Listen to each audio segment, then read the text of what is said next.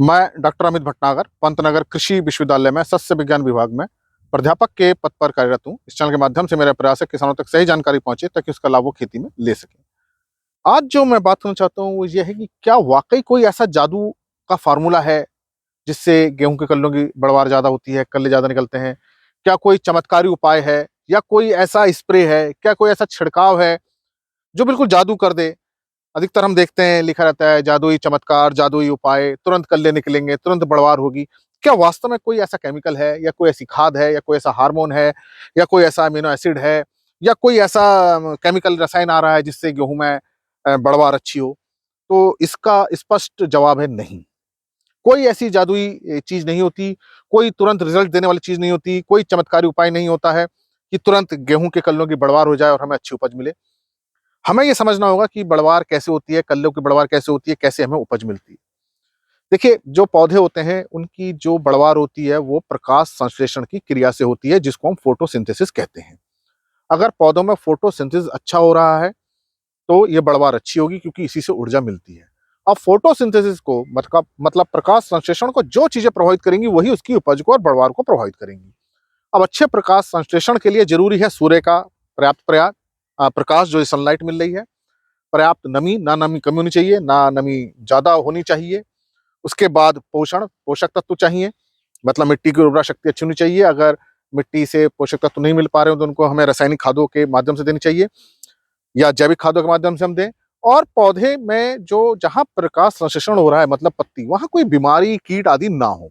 अगर ये अवस्था बनी रहती है तो फसल की बढ़वार अपने आप अच्छी होती है। तो अब हमें क्या ध्यान देना है कि पौधों में फोटोसिंथेसिस अच्छा होता रहे।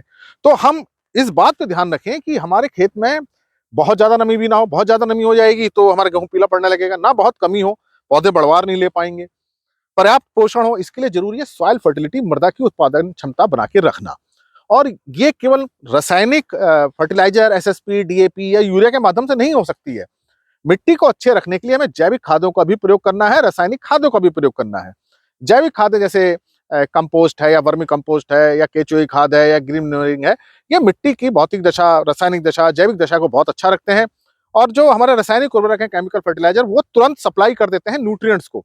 तो एक दोनों का जो कॉम्बिनेशन होता है वो मिट्टी की उत्पादन क्षमता को बहुत अच्छा बना के रखता है। इसको हम इंटीग्रेटेड न्यूट्रिएंट मैनेजमेंट कहते हैं या समन्वित पोषक तत्व प्रबंध कहते हैं। तो हमें दोनों ही बातों पर ध्यान रखना है कि हम जैविक खाद भी दें और रासायनिक खाद भी दें।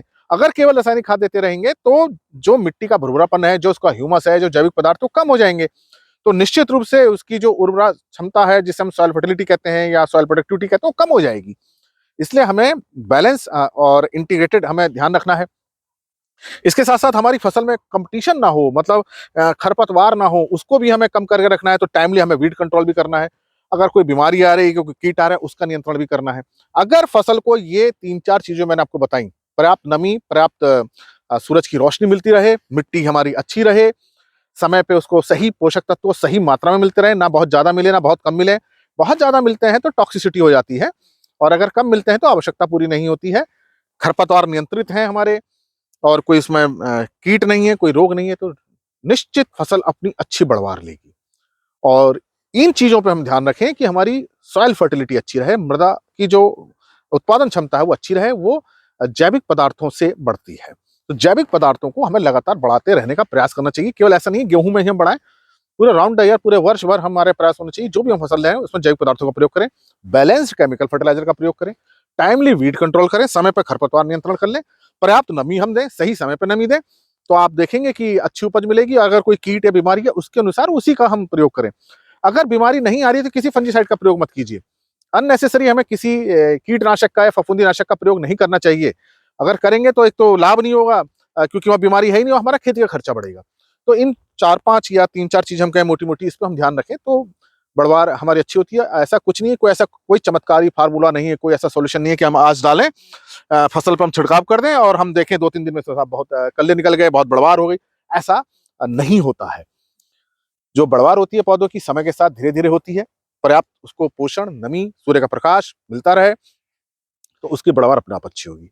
इसलिए आप अपने खेतों पे मिट्टी पे अच्छे ध्यान रखिए, फसल पे ध्यान रखिए, तो बढ़वार अच्छी होगी। गेहूँ नहीं, सभी फसलों की बढ़वार अच्छी होगी और आप अच्छा उत्पादन लेंगे और अनावश्यक खर्चे से आप बचेंगे।